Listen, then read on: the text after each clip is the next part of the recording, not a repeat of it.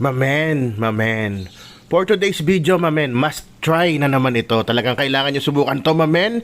Ang recipe natin for today, chicken bistek Tagalog with a twist, mamen. Subukan nyo to. Ayan, panoorin nyo hanggang dulo para malaman nyo yung twist. Ayan, meron ako dyan 4 na leg quarters na hiniwa ko na. Siyempre, isiso na natin yan, mamen. Paminta, lalagay ko dyan. Tapos onion powder at garlic powder. Ayan nga pala mga yan, mga powder. In-order ko yan kay Spice Queen, mamen. O, meron silang Shopee, meron silang Facebook. Garantisadong presko ang mga spices dyan. Ayan, nilagyan ko ng 1/4 cup ng toyo kasi wala na. Goods na yan, dadagdagan na lang natin pag niluto. Tapos, pinigaan ko ng 10 kalamansi, mamen. Siyempre, pagkatapos niyan, yung favorite nyo, lamasin nyo, mamen. Ayan, parang ganyan. Tapos, set aside ko yan. Actually, dapat bala ko 4 hours, pero naging overnight. Kinabukasan ko na yan niluto, mamen. O yan, makalipas ang 24 hours. Balatan na rin natin itong sibuyas, mamen. Tinanong ko nga asawa ko kung kakain siya ng sibuyas. Pag yun sabi niya hindi, isa lang nga ang lalagay ko. Ang sarap kasi na sibuyas sa recipe na to. Ayan, tigisa kaming malaking sibuyas, mamen. Yun, yung maganda bilog, tabi natin. Tapos yung mga pangit na hiwa, yun yung panggigisa natin, mamen. Yan.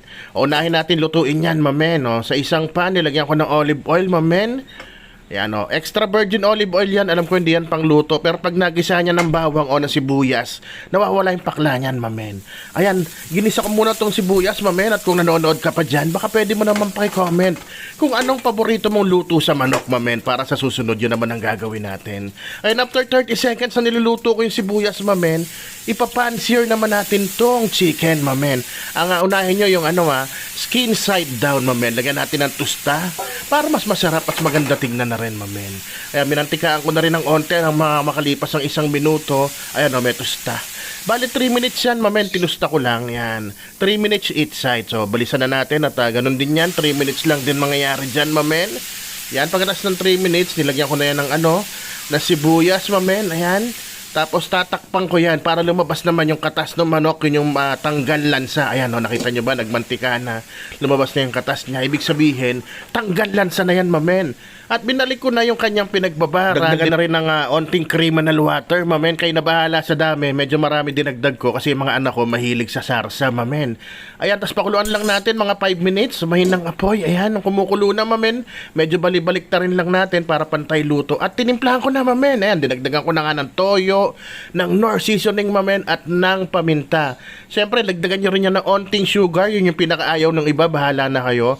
At pinagaan ko ulit ng 10 kalamansi, mamen. O, yan na itsura niya. Medyo ni-reduce ko lang yung kanyang sarsa, mamen.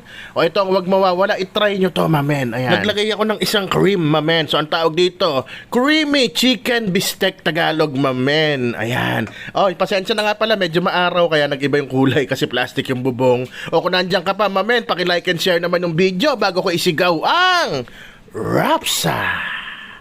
Men.